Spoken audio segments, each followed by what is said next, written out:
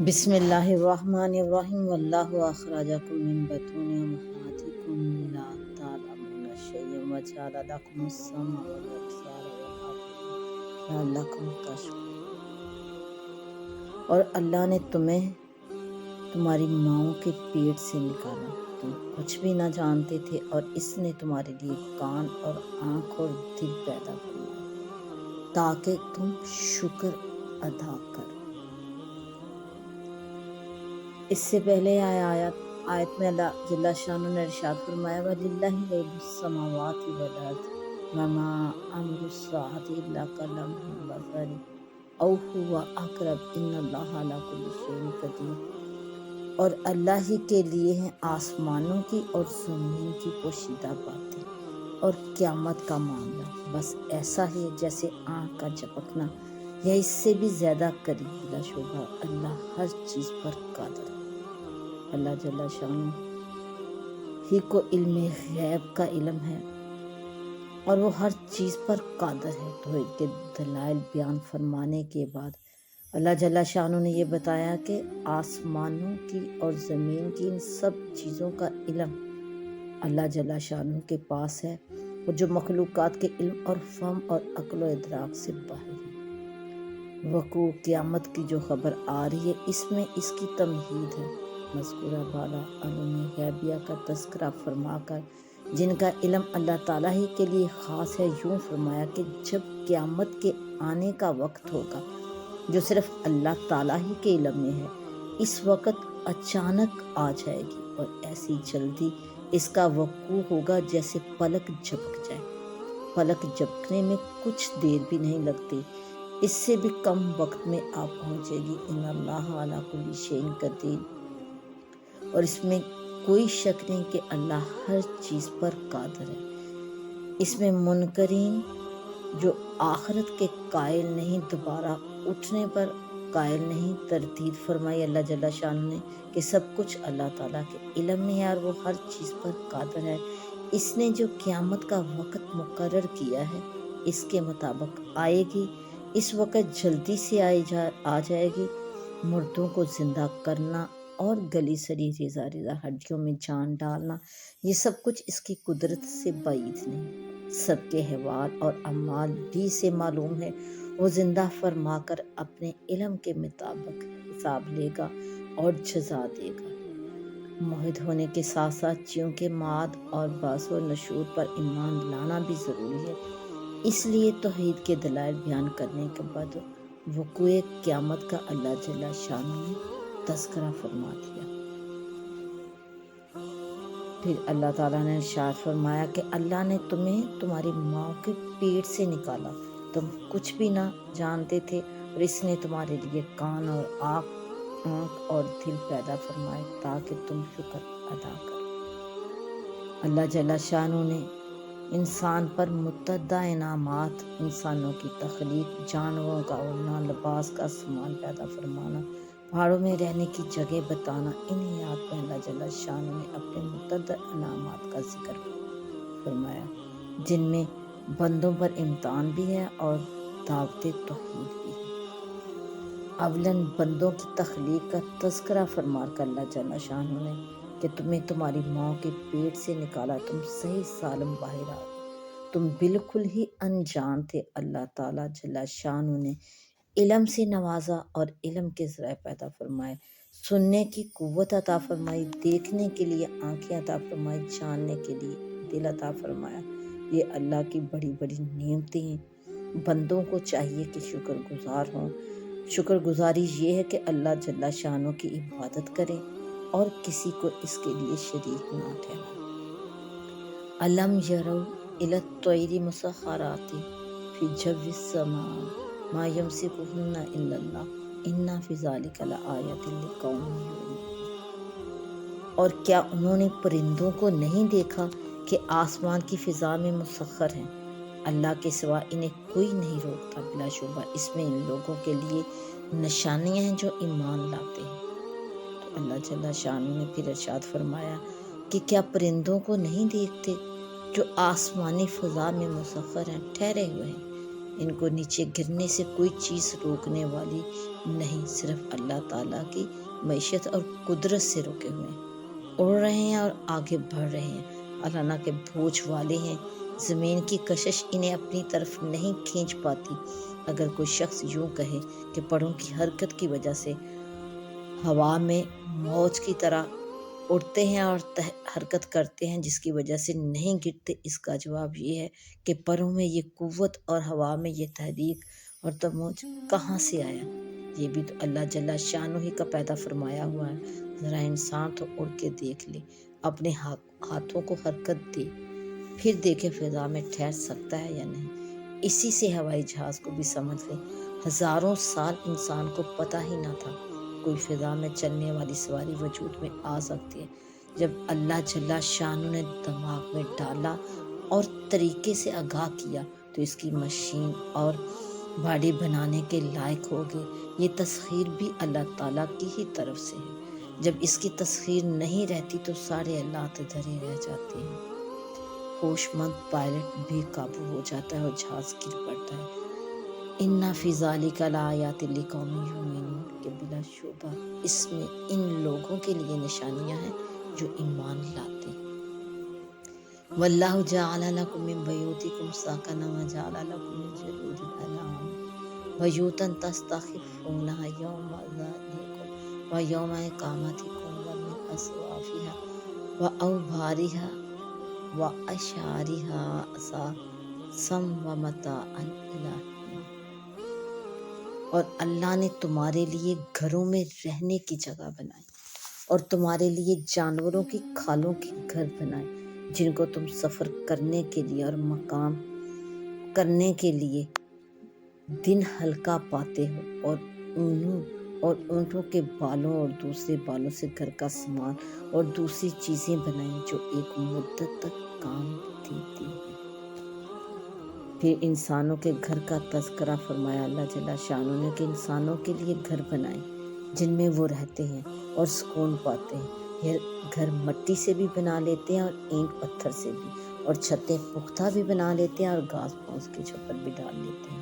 یہ سب چیزیں اللہ جل شانہ نے پیدا فرمائی اور دلوں میں ڈالا کہ ان کے ذریعے گھر بنائے جا سکتے ہیں۔ کچھ گھر ایسے ہیں جو جانوروں کی کھالوں سے تیار کیے جاتے ہیں، ان کھالوں کو رنگ کر کے اور سکھا کر خیمے بنا لیے جاتے ہیں۔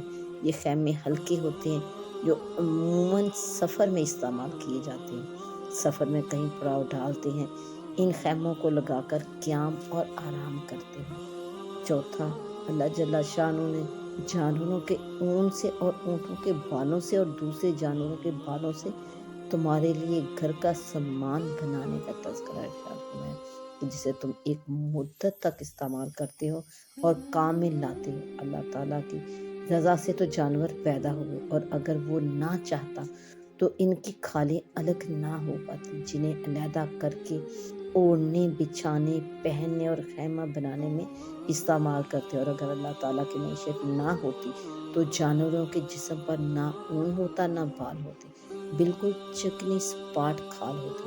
یہ اون سے اور بالوں سے جو فائدے حاصل کرتے ہیں ان سے بالکل محروم رہ جاتے ہیں۔ وَاللَّهُ جَعَلَ لَكُم مِّمَّا خَلَقَ ظِلَالًا وَجَعَلَ لَكُم مِّنَ الْجِبَالِ أَكْنَانًا وَجَعَلَ لَكُمْ سَرَابِيلَ تَقِيكُمُ الْحَرَّ وَسَرَابِيلَ تَقِيكُمْ بَأْسَكُمْ كَذَٰلِكَ يُتِمُّ نِعْمَتَهُ عَلَيْكُمْ لَعَلَّكُمْ تُسْلِمُونَ۔ اور اللہ نے جو کچھ پیدا فرمایا ہے ان میں بعض چیزیں ایسی ہیں جو سایہ والی ہیں، اور اس نے تمہارے لیے پہاڑوں میں چھپنے کی جگہیں بنائی اور تمہارے لیے کرتے بنائے جو تمہیں گرمی سے بچاتے ہیں، اور ایسے کرتے بنائے جو لڑائی سے تمہاری حفاظت کرتے ہیں۔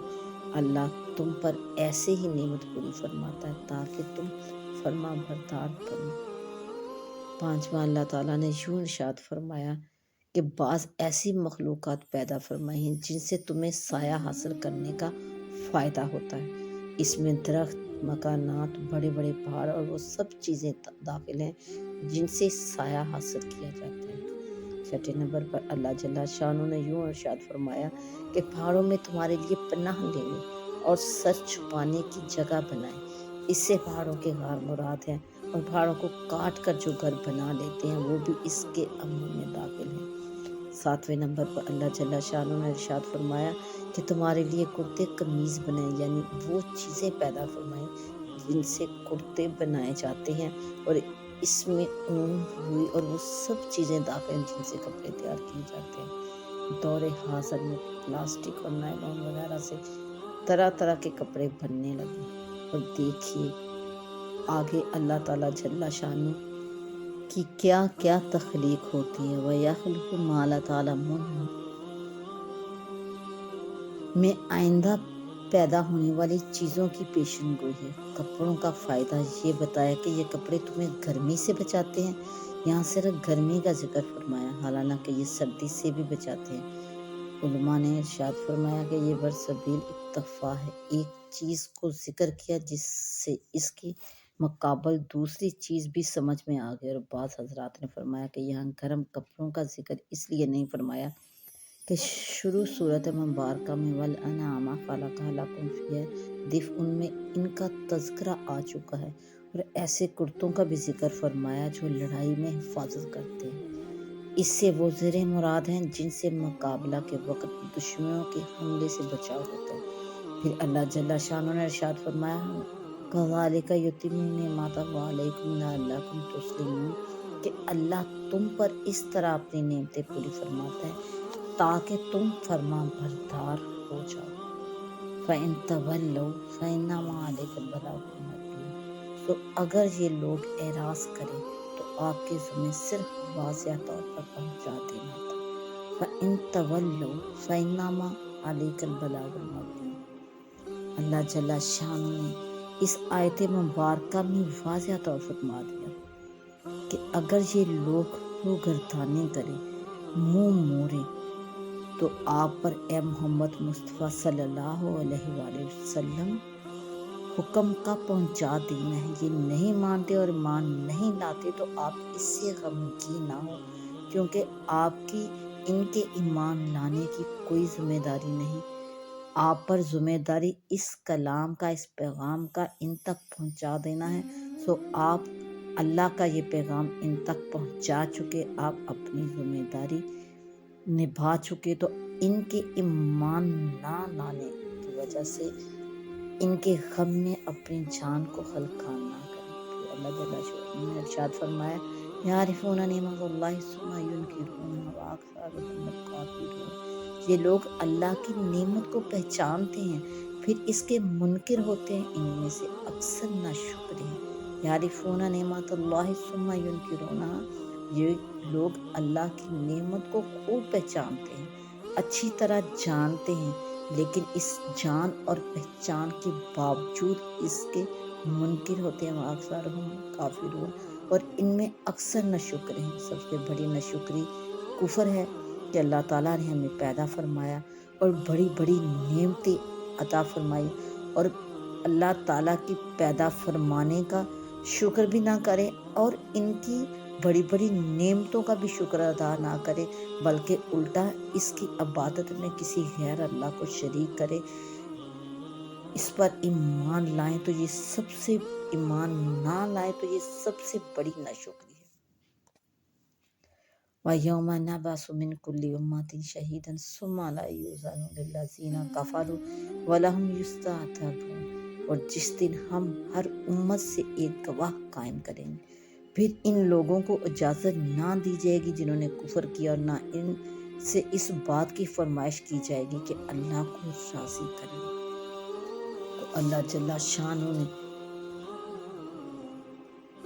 ایمان نہ لانے کی صورت میں جو کفر کیا، جو ناشکری کی، اس کے صلے میں، اس کے بدلے میں قیامت کے چند مناظر، قیامت کے دن کے چند مناظر، کافروں اور مشرکوں کے لیے جو عذاب کی وعید ہے اس کا تذکرہ کرتے ہوئے ارشاد فرمایا ہے ان آیات میں کہ روز قیامت کے بعض ایسے مناظر ہیں۔ اب تو یہ فرمایا کہ قیامت کے دن ہر امت میں سے ہم ایک گواہ قائم کریں گے، یہ گواہ ان کا پیغمبر ہوگا جو ان کے کفر کے معاملے میں گواہی دے گا کفر کے بارے میں گواہی دے گا، پھر کفار قیامت کے دن جمع ہوں گے تو انہیں کسی قسم کے عذر اور معذرت کی اجازت نہیں دی جائے گی۔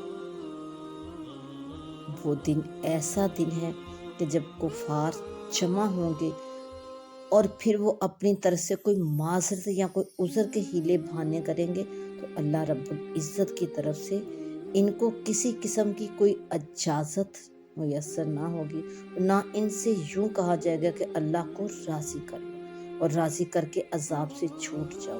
یہ تمام معاملات کا اللہ کو راضی کرنے اور اللہ تعالیٰ کی نافرمانی سے اپنے آپ کو بچانے اور اللہ تعالیٰ کی فرما برداری میں اپنے آپ کو لگانے کا موقع صرف اس دنیا کی زندگی میں ہے۔ جب تک یہ سانس ہے، جب تک اس دنیا میں سانس ہے، اس وقت تک یہ موقع ہے۔ جب یہ سانس ختم ہو جائے گا اور پھر یوم آخرت دوبارہ اٹھایا جائے گا تو پھر اللہ کو راضی کرنے کا کوئی موقع ان کفار کو میسر نہ ہوگا، اور ایسا نہیں ہوگا کہ اللہ کو راضی کر کے اپنے آپ کو عذاب سے چھڑوا سکیں، کیونکہ راضی کرنے کا موقع صرف دنیا ہی میں تھا۔